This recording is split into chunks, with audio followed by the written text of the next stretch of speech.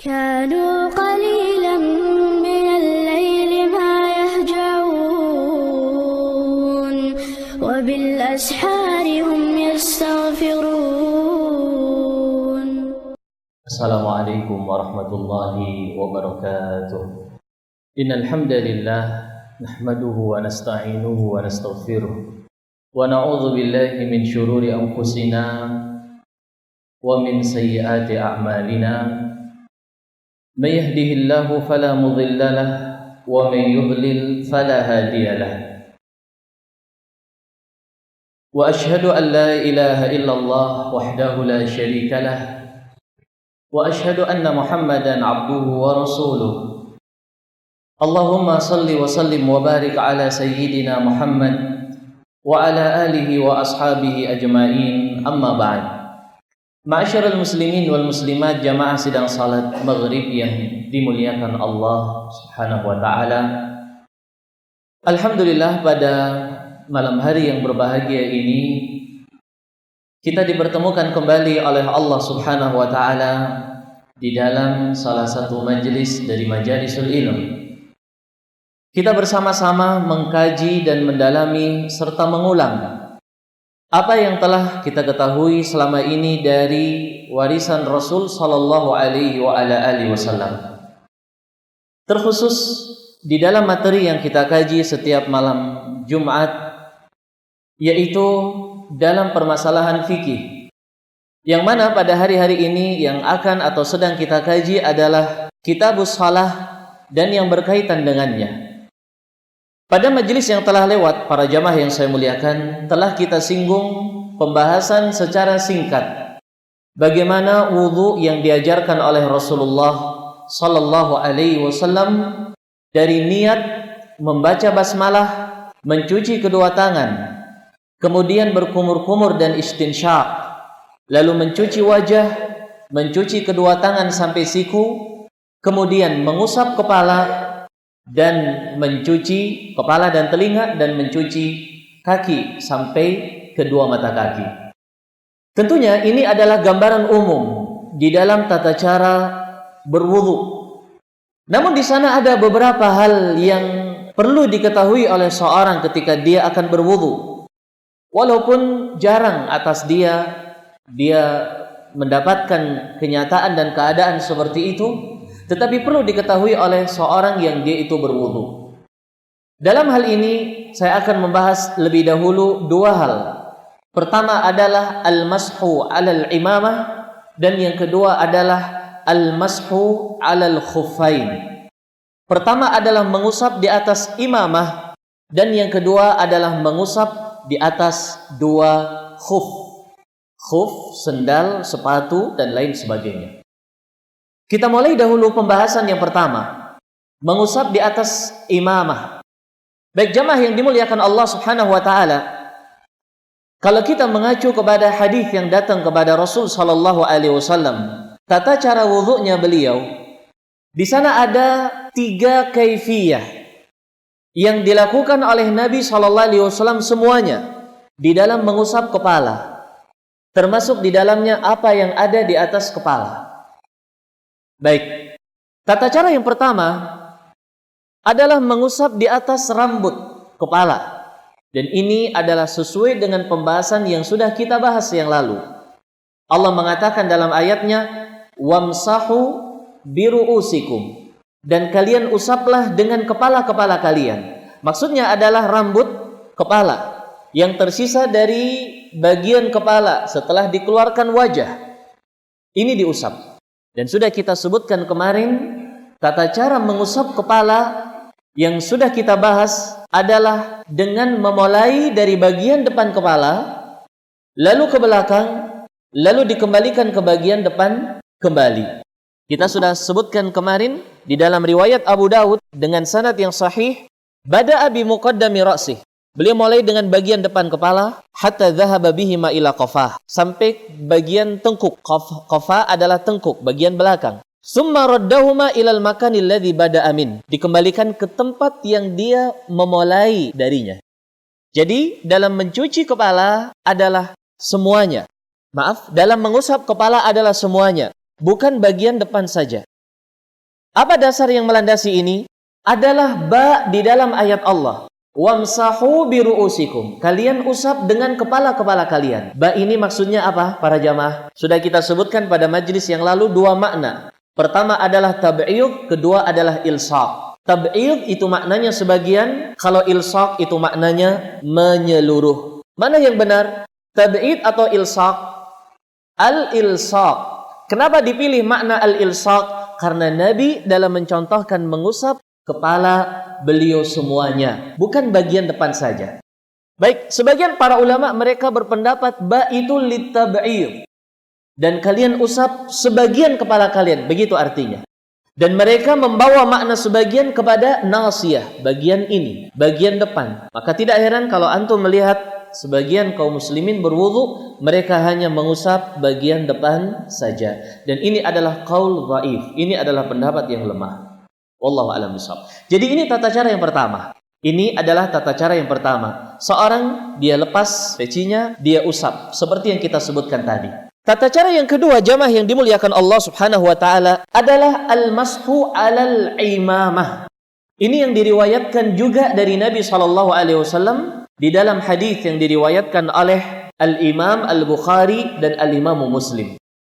Rasulullah sallallahu alaihi wasallam disebutkan wa masaha 'alal imamah. Beliau mengusap di atas imamah.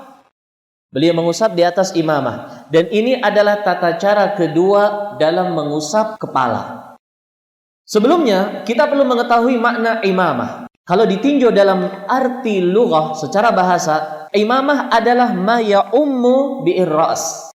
Sesuatu yang menutupi kepala, ini namanya imamah. Kita perlu tahu definisi imamah dulu para jamaah. Sorban kalau bahasa kita. Apa sih definisi sorban? Kapan orang pakai sorban dianggap dia pakai sorban? Kita sebutkan tadi bahwa imamah secara bahasa adalah ma ya'ummu bihi ra's. Apa yang mengelilingi kepala, itu namanya imamah. Seorang menggunakan kain lalu dia tutupi dengannya kepala. Ini namanya imamah. Baik. Adapun di dalam lisan syar'i secara istilah tidak ada ketentuan baku dari Nabi sallallahu alaihi wasallam yang menjelaskan makna imamah. Tidak ada penjelasan dari Nabi imamah adalah yang begini dan begini, tidak ada. Tidak ada dari ayat atau dari hadis Nabi yang sahih. Yang ada hanyalah sifat imamahnya Nabi sallallahu alaihi wasallam. Dan sifat imamahnya Nabi sallallahu alaihi wasallam juga tidak sempurna dalam penjelasan hadis. Hanya disebutkan bahwa imamahnya Rasul sallallahu alaihi wasallam di dalam riwayat Tirmidzi dengan sanad yang sahih, lahu aw laha dzu'abatan. Imamahnya Nabi sallallahu alaihi wasallam itu punya 2 ekor. Imamahnya Nabi sallallahu alaihi wasallam punya 2 ekor, yang salah satunya berada di bagian depan dan salah satunya bagian belakang. Hanya sebatas itu saja. Bagaimana cara melilitkan imamah, bagaimana cara menggunakannya, tidak ada nas yang datang baik dari ayat atau dari hadis.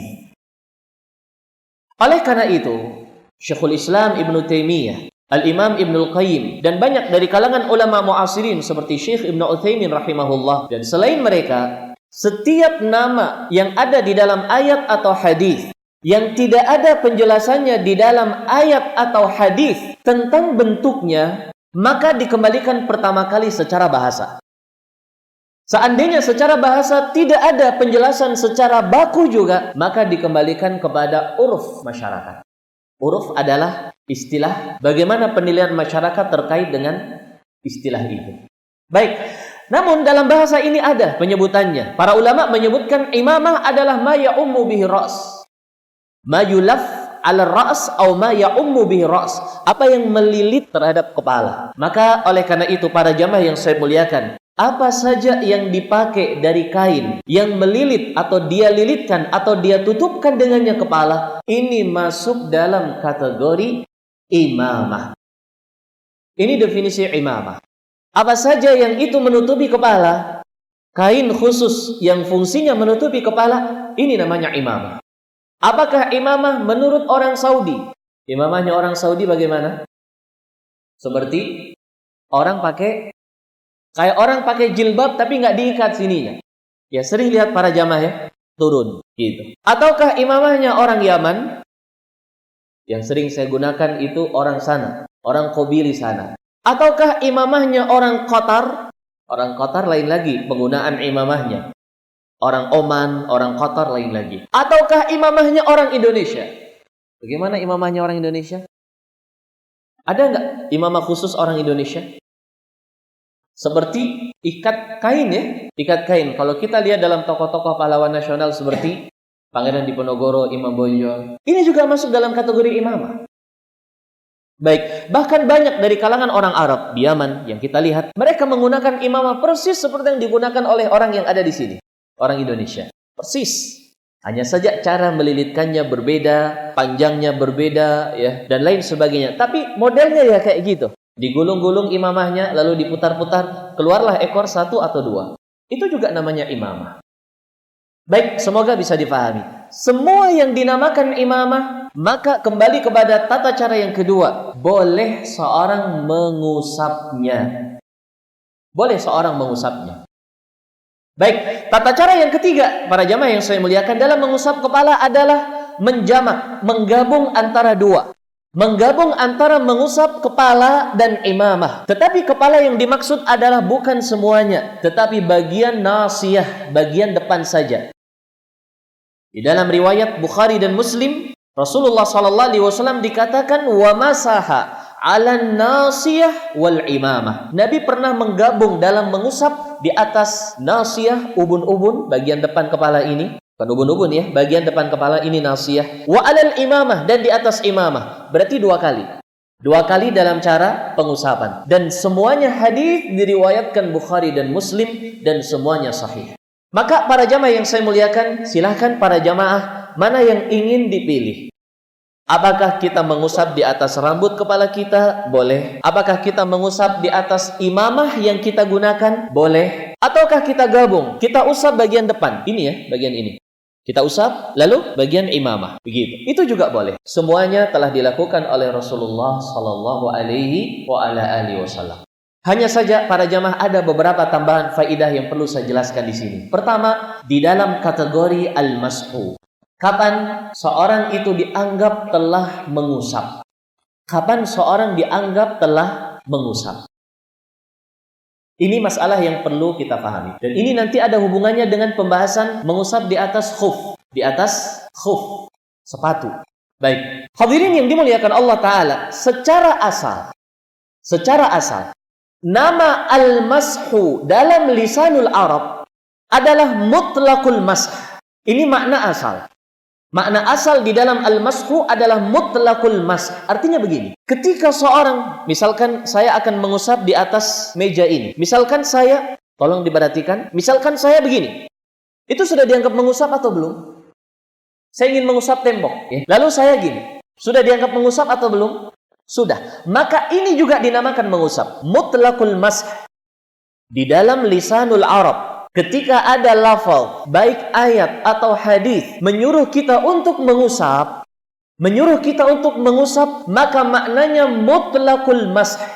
Sampai ada nas yang menjelaskan dari Nabi, ini yang diusap. Kalau tidak ada, maka dikembalikan kepada hukum asal. Sekarang para jamaah dalam tata cara mengusap kepala, ada nggak konsepnya dari Nabi yang harus kena? Ada atau tidak? Ada atau tidak? Ada. Allah mengatakan dalam ayat, wamsahu biru'usikum ba'il sa'. Maknanya semua. Dalam hadis Abu Daud dengan sanad yang sahih yang sudah saya sebutkan, bahwa tata cara mengusapnya Nabi kepada kepala, semuanya kena atau tidak? Kena. Maka dalam makna mengusap kepala seperti itu penjelasannya. Namun dalam mengusap imamah, para jamaah yang saya muliakan, tidak ada penjelasan baik dalam ayat atau dalam hadis tentang tata caranya. Tidak ada. Tidak ada penjelasan dalam hadis Rasul dalam mengusap imamah seperti ini. Tidak ada. Dan tidak bisa diambil dalil dalam mengusap kepala kita tarik kepada imamah. Tidak bisa. Karena babnya lain-lain. Oleh karena itu, para ulama muhakkikun, mereka merajihkan bahwa dalam mengusap imamah yang dituntut adalah mutlaqul masah. Jadi walaupun antum mengusap dengan satu tangan, atau dengan dua tangan, atau mengusapnya hanya begitu, itu sudah dianggap mengusap. Itu sudah dianggap mengusap. Kenapa demikian? Kembali kepada kaidah yang disebutkan Syekhul Islam tadi. Sebuah istilah dalam ayat atau hadis yang tidak ada penjelasannya secara detail dalam ayat atau hadis, maka dikembalikan secara makna bahasa. Dan dalam bahasa seperti itu. Oleh karena itu, para jamaah yang saya muliakan, termasuk dalam mengusap ini. Dalam tata cara yang ketiga. Tata cara ketiga apa dan apa yang dipadu oleh Nabi? Imamah dan ini, bagian depan kepala, nasiyah. Ini dan imamah. Ini juga sama. Tidak bisa kita bawa tata cara dalam mengusap kepala yang pertama kepada tata cara yang ketiga. Oh, berarti dalam mengusap kepala dan imamahnya dilepas dulu, usap kepala semuanya, baru dipakai lagi imamah, baru diusap. Tidak bisa seperti itu, para jamaah.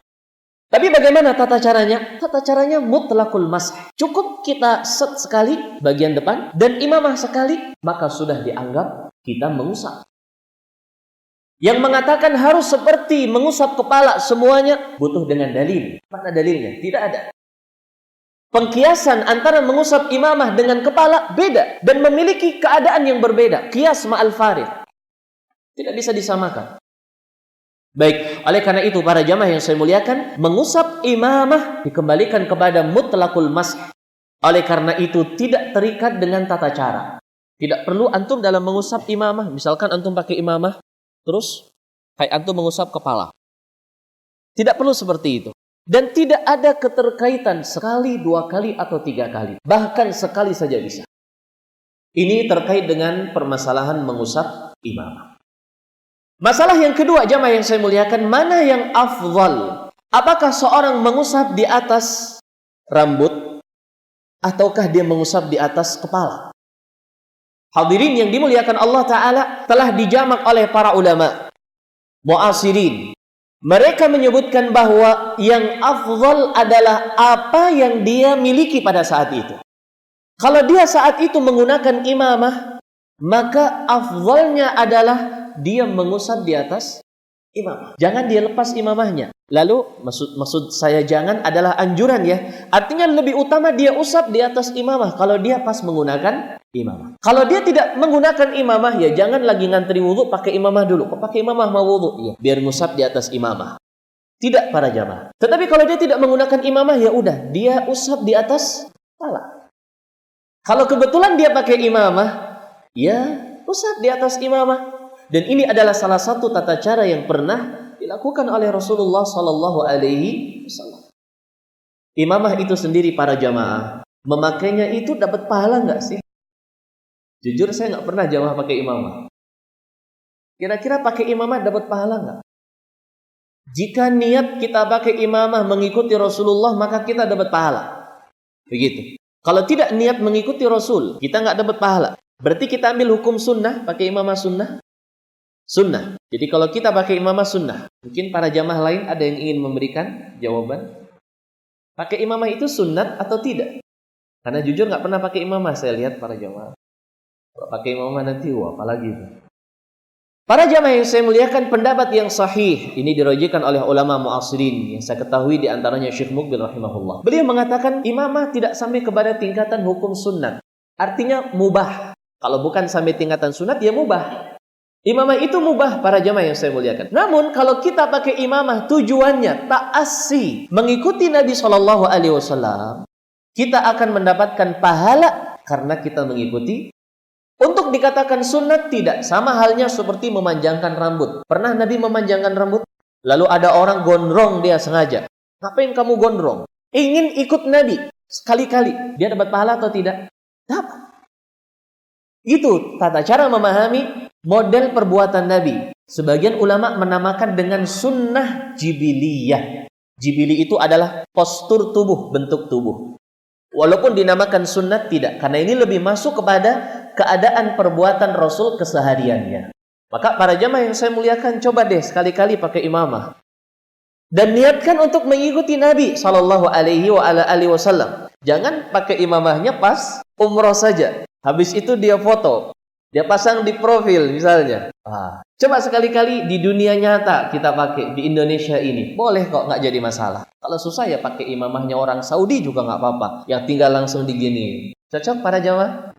Para jamaah yang saya muliakan nggak pakai juga nggak apa-apa. Baik, Yang jadi permasalahan yang ketiga terkait dengan mengusap di atas imamah adalah apakah peci masuk dalam kategori imamah?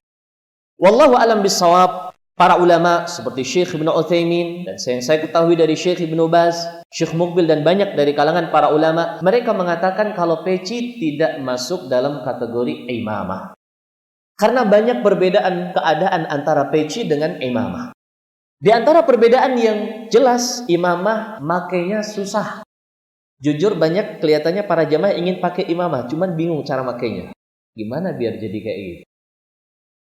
Tapi kalau pakai peci, langsung dipakai, bisa. Ini di antara perbedaan keadaan imamah dan ini. Ini dalam bahasa Arab apa namanya?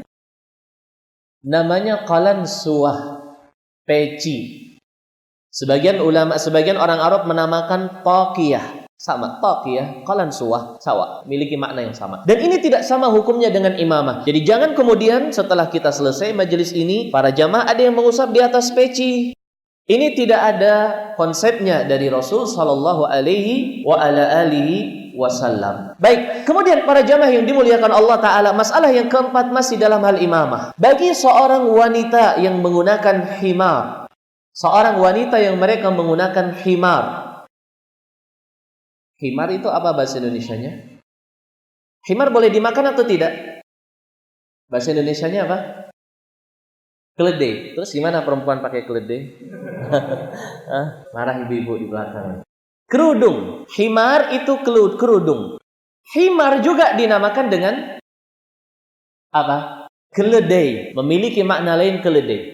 Al-humur. Al-humur atau al-himar itu juga keledai. Juga dinamakan dengan khimar. Dinamakan juga dengan berbeda huruf ya, kha dengan ha. Itu kerudung bagi wanita. Yang saya bahas di sini adalah kerudung bagi wanita. Hadirin yang saya muliakan, saya pernah mendapatkan fatwa dari Syekh Ibnu Utsaimin rahimahullah. Beliau menyebutkan sebuah kondisi seorang wanita yang kebetulan dia berwudu di tempat wudu yang tidak tertutup auratnya, yang tidak menutup aurat wanita. Kebanyakan masjid terkhusus di Banda Aceh, jazahumullahu khaira, mereka menyediakan tempat wudu khusus bagi wanita. Di dalam tertutup auratnya, mereka bisa melepas jilbab dengan mudah. Baik, maka dalam hal ini afdalnya seorang wanita melepas jilbabnya dan dia berwudu seperti biasa. Namun dalam kondisi lain, dan ini sering terjadi, ibu-ibu, mereka mampir dalam sebuah masjid, kebetulan masjidnya, tempat wudunya tidak memberikan fasilitas untuk dia berwudu dengan aman. Dan ini sebenarnya sebuah kekurangan dalam sebuah masjid, terkhusus di daerah yang bersyariat, dengan syariat Islam. Seandainya terjadi, maka Syekh Ibnu Utsaimin mengatakan seorang wanita boleh mengambil hukum laki-laki dalam masalah imamah, sehingga dia mengusap di atas kerudung. Dia usap di atas kerudungnya.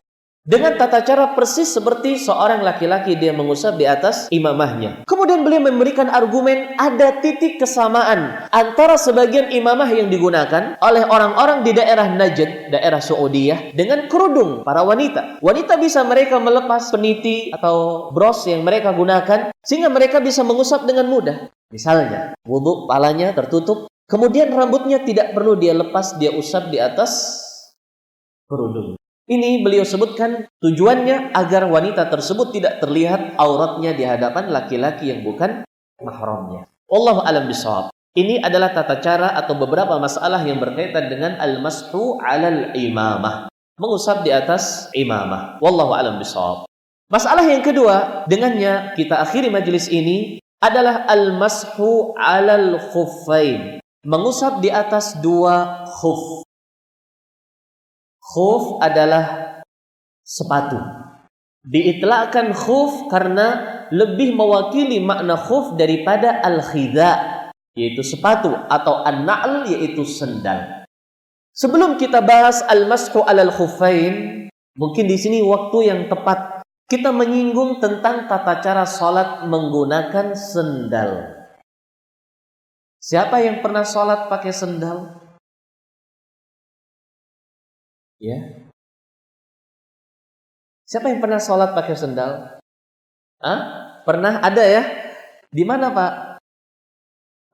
Di Masjidil Haram. Insya Allah yang pernah umroh, insya Allah nih ya, yang pernah umroh, sangat besar atau bisa jadi dia pernah sholat menggunakan sendal. Terkhusus di payung. Berarti boleh atau tidak sholat menggunakan sendal? Boleh atau tidak? Boleh. Taib. Namun para jamaah yang saya muliakan, di sana ada adab dan etika dalam seorang sholat menggunakan sendal.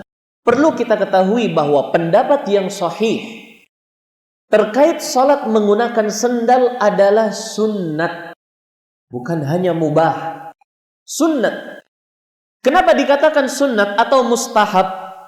Karena ada perintah dari Nabi SAW. Di dalam riwayat Tirmidzi dengan sanad yang sahih, Rasul mengatakan khaliful yahud. Kalian selisih orang-orang Yahudi. Fa innahum la yusalluna fi ni'alihim. Karena mereka tidak pernah salat menggunakan sendal-sendal mereka. Berarti ketika seorang dia salat menggunakan sendal, di dalamnya terdapat upaya penyelisihan kepada orang Yahudi, dan ini berpahala. Baik. Oleh karena itu dalam riwayat yang banyak Rasul sallallahu alaihi wasallam diriwayatkan salat menggunakan sendal. Pernah juga sholat tidak menggunakan sendal. Bain. Pernah sholat dengan sendal, pernah sholat tidak menggunakan sendal. Namun para jamaah, permasalahan yang paling penting di sini, dan mohon jangan salah faham. Sholat menggunakan sendal itu harus disesuaikan dengan situasi dan kondisi. Jangan kemudian setelah keluar dari majelis, oh Ustadz bilang sholat pakai sendal sunnah.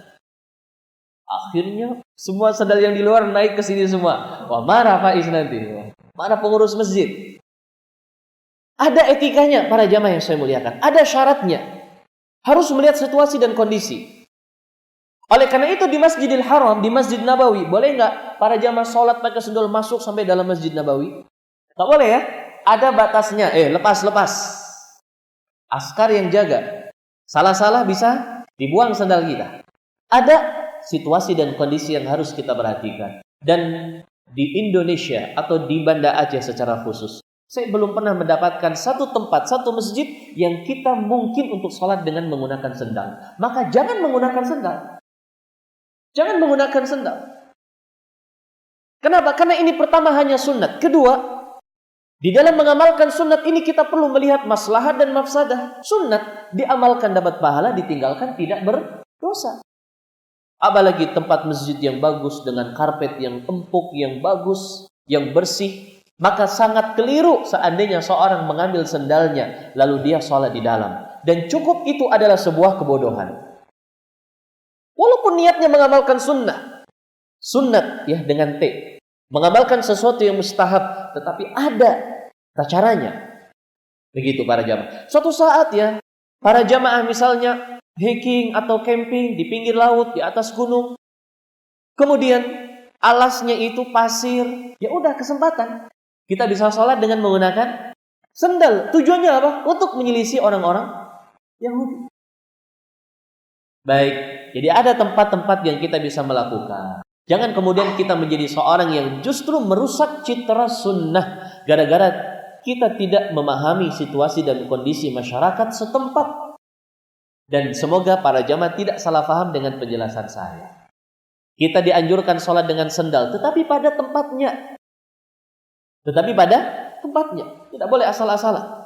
Wallahu a'lam bishawab. Baik, para jamaah yang saya muliakan, kembali kepada pembahasan mengusap di atas khuffain. Khuffain dalam bahasa Indonesia adalah sepatu yang dibuat khusus untuk musim dingin. Saya rasa di Banda Aceh dijual. Pernah melihat para jamaah khuf ibarat atau mirip persis dengan sepatu ninja. Tetapi kalau sepatu ninja itu dengan kain, kalau khuf itu dengan kulit, apakah kulit pabrikan atau kulit asli. Itu bedanya. Tapi persis tingginya sama. Dan ini biasa dan banyak dijual di Indonesia ya. Dulu kita penasaran kali sampai di sana di Yaman. Kita cari khuf, kita ingin mengkoleksi khuf. Rupanya orang datang dari Indonesia bawa khuf. Kau bawa khuf? Ya, dijual di Indonesia. Banyak juga di Indonesia rupanya. Dan kualitasnya lebih bagus. Plus lebih murah. Baik, ini maknanya khuf. Maka masuk dalam kategori khuf yang dibolehkan seorang mengusap di atasnya semua yang memiliki makna khuf. Bagaimana yang memiliki makna khuf? Semua yang digunakan oleh kaki seseorang yang menutupi kedua mata kakinya.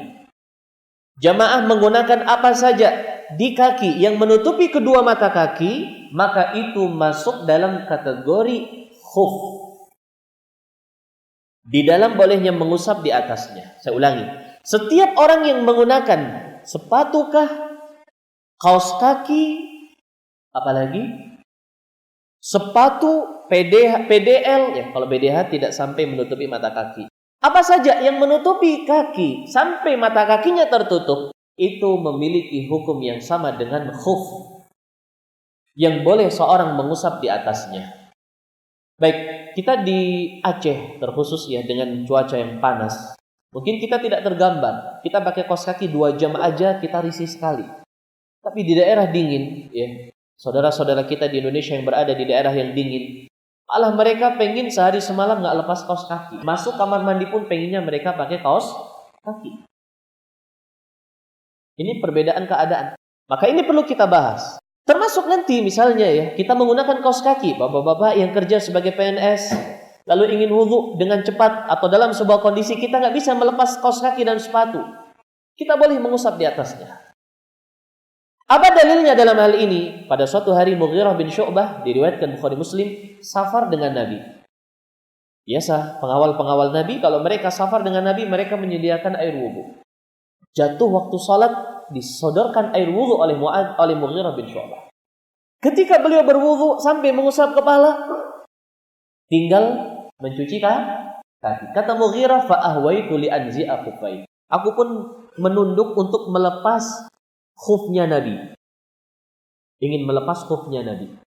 Tapi ketika akan aku lepas, Nabi mengatakan, da'huma, biarkan itu. Jangan kamu lepas. Da'huma, biarkan itu. Fa inni adkhaltuhuma tahiratain. Karena aku ketika menggunakan khuf ini, kaki aku dalam keadaan suci. Famasaha alaihima. Lalu diusaplah khuf itu oleh Nabi di atasnya. Baik, ini adalah dalil riwayat Bukhari Muslim yang sangat jelas, yang menunjukkan bahwa seorang boleh dalam berwudu dia mengusap di atas khuf. Namun para jamaah, permasalahan mengusap di atas khuf berbeda dengan mengusap di atas imamah. Apa perbedaannya? Ada ketentuan-ketentuan yang harus kita perhatikan. Untuk menyingkat waktu, saya ingin menyelesaikan pembahasan ini di malam hari ini. Para ulama mereka memberikan syarat di dalam mengusap khuf dengan beberapa syarat. Pertama, khuf yang diusap adalah bagian atasnya, bukan bagian bawah. Di dalam hadis Mughirah tadi, famasaha alaihima, Rasul mengusap di atasnya. Dan ini adalah sebagai dalil yang jelas bahwa agama tidak bisa digunakan dengan akal. Kalau agama itu dengan akal, mana yang lebih pantas untuk diusap? Atas atau bawah? Bawah, karena bawah yang kotor. Kenapa kok diusap yang atas? Itu menunjukkan kalau agama tidak bisa dibangun di atas akal. Oleh karena itu Ali bin Abi Thalib dalam riwayat yang sahih kepada beliau mengatakan, "Lau kana ad-dinu bir-ra'yi, lakana asfalal khuffi aula bil mashi min a'la."